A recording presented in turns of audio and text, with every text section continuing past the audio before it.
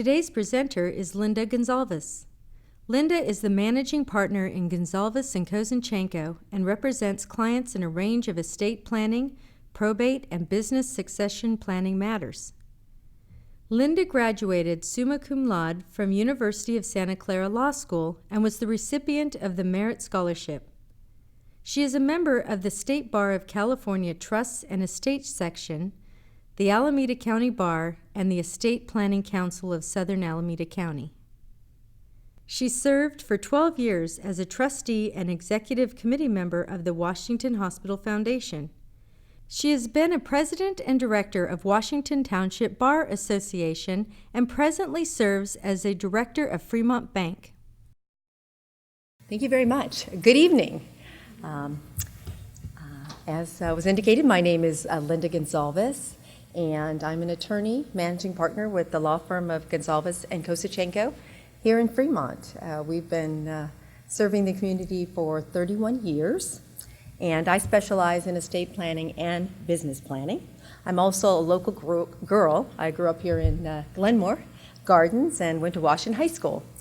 I've also been involved with the Washington Hospital and the Foundation for many, many years.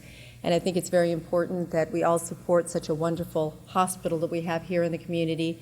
So I'm very excited to be able to be a presenter tonight in this Caregiver series. If you or a loved one is facing a mental capacity issue, it's extremely important to immediately consider your legal options and legal documents. First of all, for the person who's facing the diminished capacity, it provides them with peace of mind that they are considering who should be the individual that makes decisions for them, whether it be for financial decisions or healthcare decisions. That person would be their agent.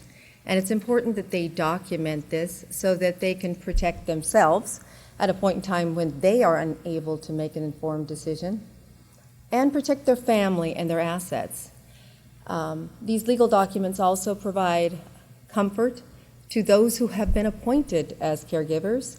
I'm sure many of us have been in that situation. We've had to make those difficult decisions, and it's always very comforting to have that guiding legal document where our loved one has set forth their wishes as to what they would want if they are unable to make that decision. Also, it's very rewarding to me as an estate planning attorney to be part of that process. It's very rewarding that I get to share my experience in this area, guiding clients through these very difficult decisions when they're facing incapacity. We deal with not only incapacity, but of course, disposition of assets on death. This area, this practice area, has changed dramatically since I started practicing 31 years ago. It was typical in estate planning that what we dealt with was how do we provide for the orderly disposition of our clients' assets on their death and hopefully avoid some adverse tax consequences. But because I believe the advances in medical science has really expanded the area of estate planning to incapacity planning also. Because of these advances in medical science, we are now more probable to face a situation where during our life we will have a diminished capacity and not be able to make our own decisions, and therefore needing to address those issues of who would make those decisions if we were unable to do so.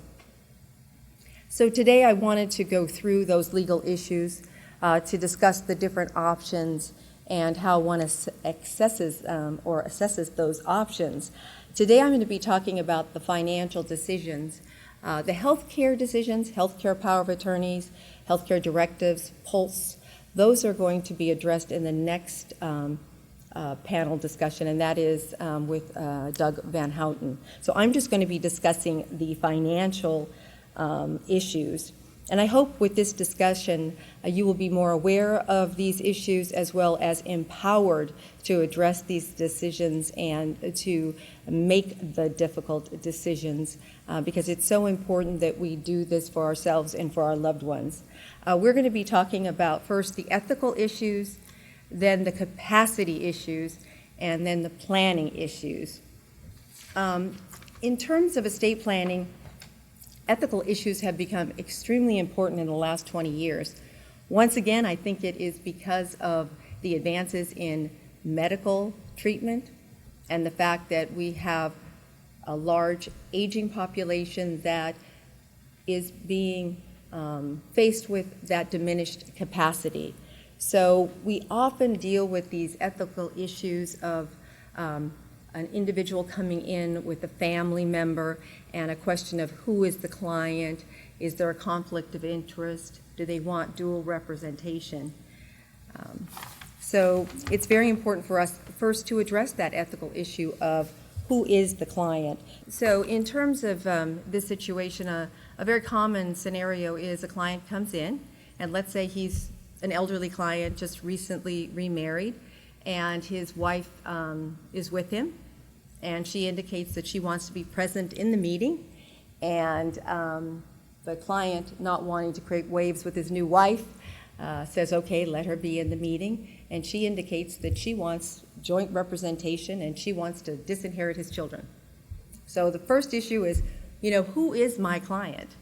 And obviously, the gentleman who has come in, but now he has his wife that also wants to be represented.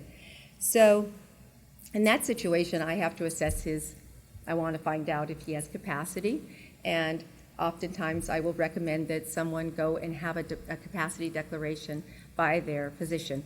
Now, this isn't an easy subject to discuss, but it's very important because I have a duty of loyalty to my client, I have a duty of confidentiality, and I have a duty to protect that estate plan. And if we want an estate plan that is not subject to attack by his children, we definitely would want to make sure that he has capacity. If it's determined that he does have capacity, then my next issue is there some undue influence? Or is it a situation where I have to recommend an independent attorney represent the spouse so that I can make sure that I have my undivided loyalty to this client and can discuss all of the issues that he needs discussed without the presence of his spouse? So that is the initial question, who is the client?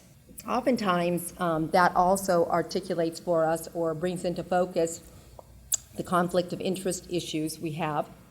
And so we have to make sure that we do not have a conflict. So if I have a daughter that brings in a father, I have to make sure that there isn't any conflict of interest, and I must have a written document that outlines whether there is a conflict and whether there's potential conflict and whether we can waive it. So we go through these steps when a client comes in just to make sure who that client is, that we don't have a conflict of interest, and that we make sure that we preserve the confidential information.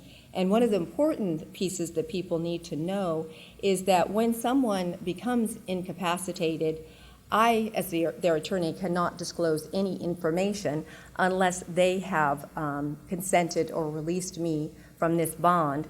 And so when we do documents for clients, we make sure that they address this issue. So at that crucial time when they need our assistance, when they're incapacitated and they cannot make their decision, that we can represent their agent who they've designated to make that decision. So in our documents, we always address that issue so that we can assist the loved one who they've appointed as their agent. So the first issue is whether the client has capacity to execute a testamentary document and whether they have the ability to enter into the attorney-client relationship, make informed decisions, and execute any necessary documents. Once again, when someone comes into my office, I need to make sure that they have capacity. And if I have any issue with that, I need to send them to their physician to provide that declaration so I'm certain that they're capable of making those decisions. I want to protect their estate plan and have no questions when that estate plan is necessary to be utilized. And under the Due Process and Competence Determinations Act, there's a presumption that all people or all persons have capacity to make their own decisions and take responsibility for their own actions. And incapacity is established by clear and convincing evidence that a person cannot manage either their financial affairs or their personal affairs. And that's a very high standard. And it's to protect all individuals, to make sure that they have due process in terms of their decision making. Once I made a determination of who my client is and that my client does have capacity, I have various options in terms of providing for the needs of that person if they are incapacitated in the future. The options that you typically see are the durable general power of attorney for financial affairs. You have your advanced health care directive and POLTS, which I indicated before that Doug would be speaking about. You have a revocable living trust, will, and conservatorship. Oh, there you go. Okay. So first of all, the financial durable general power of attorney gives someone else, your agent, the authority to manage your financial affairs, and you are the principal. So this is a very, very important document. It gives your agent a substantial amount of authority. So when you come into the office to discuss this, we want to sit down and make sure that you're comfortable with the person that you're designating, that you trust this individual would make decisions that you would make, and that this person would not only take care of you, but would take care of your family. This financial durable power of attorney could be effective immediately on signing, or it could be springing. 95% of the documents that I prepare are springing. And the reason for that is I don't want a power of attorney to be effective immediately, because that person who you've named as your agent could immediately go to the bank and sign a document and withdraw money. Not that we anticipate they're going to do that, but if you have capacity, there's no reason that you need to provide that to an agent. When the times when I make a financial durable power of attorney effective immediately are instances where we know someone has diminishing capacity and will need it immediately, or if somebody is elderly, and by elderly, I have a lot of clients in their early 90s who drive to my office and have complete capacity, but at some point they make the decision that they don't want to handle their own financial decisions, and so they want to make that power of attorney effective immediately. But as I indicated, that 95% of what I do is the springing durable general powers of attorney. And by springing, it is not effective when you sign it. It is only effective on the date of incapacity. And incapacity is defined as two physicians certifying under penalty of perjury that you lack the capacity to execute testamentary documents or financial documents. So by having a springing durable general power of attorney, I feel you have a really substantial control there, that you won't have an agent or someone else taking that document and exercising financial control over your assets. So as I said, most of the time we make it effective only upon incapacity, but there are the rare instances where we would want to make it effective immediately. It's durable because it remains effective even if the principal becomes incapacitated later. So if you executed a document today and 10 years later became incapacitated, that document would still be effective. A power of attorney will continue throughout your life unless you revoke it, and it terminates on your death. So it's a very powerful tool and very helpful to people, especially when an incapacity event occurs. Another important point is it's private. It's not something that's recorded typically with the county. Sometimes we do record it if we're transferring title, but typically no one has the right to see these powers of attorney. Typically they're not involved in court actions, so it's private, and most people want their financial affairs to be private. So this instrument, once again, is something that typically meets the needs of individuals. It also is very, it doesn't require a formal transfer or title of the principal assets into the agent's name. So it's not like a conservatorship where you would have to transfer the names into the agent, the assets into the agent's name. So you wouldn't have to change title to your home or to your rental or to your stock account. The agent would just be signing as your agent, but we wouldn't actually change title to your house. Once again, that reduces the cost and makes it a lot more efficient. And then the principal remains in control and can revoke that power of attorney unless the principal is incapacitated.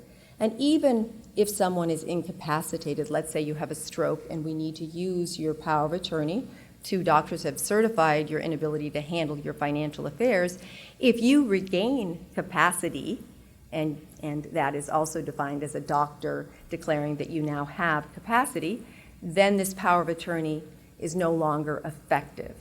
So it protects you during the springing durable general power of attorney, protects you during your incapacity. But if you regain capacity and a doctor certifies that, then it will no longer be in effect. The benefits of this financial power of attorney is that it's very inexpensive to create. It's very simple to create. It doesn't cost very much money. I think even if you went to an attorney, it would probably be $150 or less. The power of attorney can also be used to specifically authorize your agent to fund a trust to avoid probate. So what it does is it allows your agent, after your incapacity, to make decisions for you that will benefit your loved ones, will save them money in terms of probate, could potentially save you money in terms of taxes. So once again, it's very important to decide on who that agent should be because you're giving them a lot of power, but it allows that person, that loved one, to make a lot of decisions for you without getting the court involved and without publicizing basically what your affairs are, because once you go to court, that is something that is a public record. A power of attorney could be put into effect immediately. So once again, that's a huge benefit. With any kind of court involvement, you have to go to court, pay a filing fee, and it usually takes 30 to 60 days to put something into effect. Whereas once you sign this durable power of attorney, if you made it effective immediately, it would be operational without any additional expense. The power of attorney can eliminate the need for court-supervised conservatorship, which I'll talk a little bit about conservatorships a little bit later, but that is a tremendous benefit to avoid the court supervision. Once again, you don't want things to be public, you want to be private, you don't want your loved one who is your agent to have to go through this court procedure and have to account to the court for your expenses, account for the court every year for an accounting, and you don't want the court to then have an investigator come to your house every other year to make sure that everything is being taken care of. So it's a very powerful tool to avoid that conservatorship. Durable power of attorney can have an unlimited duration and does not need to be periodically renewed. Once again, makes it very simple. Once you've signed it, unless you have a reason to revoke it, it will stay in existence. And it's very flexible. Once again, you can provide in that power of attorney those powers that you want the agent to have. You can limit those powers. It's a very flexible document, and it's not expensive, and it's a private document. The next document or legal document that we typically talk about is a revocable living trust. Most people think about revocable living trusts in terms of estate planning and disposition of your assets at death, which it does do that, and it avoids probate, which most people, when they come in my office, that's something they're really concerned about because it is a very expensive process. But a revocable living trust is probably the best document to manage your assets when you're incapacitated because you have a trustee that can step in and assume the fiduciary title to those assets and continue to manage your assets as you did prior to your incapacity. So a revocable living trust is a trust created by an individual. We usually call them a settlor or a grantor, and it's created during his or her lifetime. It may be amended or revoked by that individual. That's why we call it a revocable living trust. So it's what we call a grantor trust. There's really no difference between you and the assets in the trust. You still file your same income tax return. You can sell your assets. You can modify the trust. I mean, basically, it's your assets. You've created this trust so that you can provide for an orderly disposition of your assets on your death without a probate, as well as provide for management of your assets during your life if you're incapacitated. So we have the settlor, we also have the trustee, and that's the person who takes care of the property owned by the trust. While the settlor is alive, the trustee is usually the settlor themselves. And a successor trustee takes over if the settlor is incapacitated. So once again, if two doctors certify your inability to handle your financial affairs, your successor trustee, your loved one, your agent, could step up and be the trustee of your trust and continue to manage your assets for your benefit. In this instance, you do have to change title. The settlor, the original trustee, you would change to the successor trustee's name. And that's to protect those assets, to make sure that a third party is not going to take advantage of your loved one who is incapacitated. So we want to make sure that we change the assets into the living trust. If the probatable assets are less than $150,000, we may think about a simple will as an alternative to a revocable living trust for distribution of the assets on death. A will doesn't really give us any management or options for incapacity. We look at a will if, as I said, if our assets are $150,000 or less. It may be something that's simple for that particular client. And the reason we give that number is under the probate code. If the assets are $150,000 or less, that means that we can transfer title on death without a probate. So in terms of a will, it's typically, we don't use it for incapacity planning, and I very, very rarely just do a will in my practice because most people do have more than the $150,000 and they do need that living trust. As I indicated, this is one of the most useful tools for incapacity planning is this revocable living trust. But I want to be clear, it doesn't avoid the need for that power of attorney. And the reason that is because the power of attorney is necessary for assets outside the trust. For instance, your retirement assets. If you were incapacitated and you needed to take a distribution or change the distribution in your IRA, you need that power of attorney, that agent, to be able to make that decision. So we still, when we do the estate plan, we do the living trust, and we also do that power of attorney because we want to make sure that that agent can make those decisions regarding the assets that are outside the trust. The agent also is the one that can file your tax returns, seek government benefits, Medi-Cal, Medicare, et cetera, whereas your trustee would not be authorized to do that. And also an agent can actually make changes to your living trust if that permission is granted to basically deal with things that we didn't think about originally.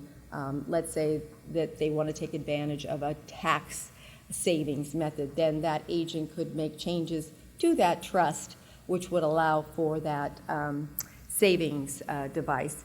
And if we didn't have that with the power of attorney, we'd actually need to go into court to get permission to do anything. So it's very important to not only do the trust, but still to do that power of attorney for financial affairs. And with the revocable living trust, you also need what's called pour-over wills, and those just say, if I have assets outside my trust on date of death, pour them into my trust. So we still need these other documents, but once again, the trust is one of the most powerful tools to help manage assets on incapacity. It also is very valuable in protecting you and your loved ones and your assets. It's a very lengthy document, but it does provide for a lot of the contingencies so that it avoids, once again, going to court. And we're very much an advocate of not involving the court and keeping things private in the family without having the court be involved. Of course, the court is there if we need it, but it's definitely less stressful, less emotional if we can avoid that process and have a living trust that allows for the management of the assets on incapacity. A living trust also, like the durable power of attorney, avoids expense and delay of conservatorship and avoids the expense and delay of probate on the client's death. And it can also minimize expenses and taxes on death. In terms of estate taxes, just briefly, we have a exemption of $5,430,000 each to pass to our loved ones. So since we have such a large exemption now, since 2012, most times, in terms of estate planning, we're really not dealing with estate taxes, which allows us really to deal with these personal issues and making sure that we're listening to our clients and setting forth on their documents what their wishes are without having to be concerned with the taxes. It used to be taxes was the tail that wagged the dog. Now, for the most part, for the vast majority of clients, we're really able to concentrate on what is in their best interest in terms of their estate planning documents. If you have an incapacity event and you don't have a living trust or a power of attorney, a durable general power of attorney, then unfortunately you're going to be faced with a conservatorship. And a conservatorship of the person is where the court appoints a fiduciary, a conservator, to manage the personal care of a person who cannot properly provide for his or her personal needs, and that's the conservatee. And then there's also a conservatorship of the estate, and that's where a conservator is appointed to manage the financial affairs of the conservatee who is unable to handle his or her financial resources or to resist fraud or undue influence. There are many disadvantages to a conservatorship. That's why, in terms of estate planning, we attorneys try in every way we can to avoid this process. Conservatorships are very time-consuming and very expensive. They often require multiple court hearings. They do require ongoing assistance of a lawyer. There's a lot of paperwork. The conservator must keep detailed records, file court papers on time, must ask the court for permission to be paid, ask the court for permission to pay their attorney. All of these things can be avoided if you have the other documents, the living trust as well as the durable power of attorney for financial affairs. One of the key things for me is that all court proceedings and documents are a matter of public record, which can really be an unwelcome intrusion into our lives. I mean, we should be able to have our family handle our affairs without making those affairs public. And so once again, very important if there is an incapacity event that may occur, that you come to see an attorney, learn about these options, and execute a power of attorney and a trust to avoid this public process. The other thing is only the court can revoke the conservatorship, so even if you become capacitated, you have to go in, prove that to the court, for the court to then terminate the conservatorship. The conservatorship does terminate on the death of the conservatee. In conclusion, I just, as a caregiver, you should seek help for your loved one as soon as possible to avoid, as I indicated, the conservatorship. As I indicated, there are many legal documents that can benefit you and can make sure that you, if you are the person facing that diminished capacity, that you are able to set forth your wishes and provide your family with that guidance that is so important and so comforting to them. It also gives your loved one the best possible care, and you should seek an attorney that has experience with these issues. And clearly written legal documents that outline your loved one's wishes are an essential tool for the caregivers. So I want to thank you for your time tonight and appreciate everyone here. Thank you.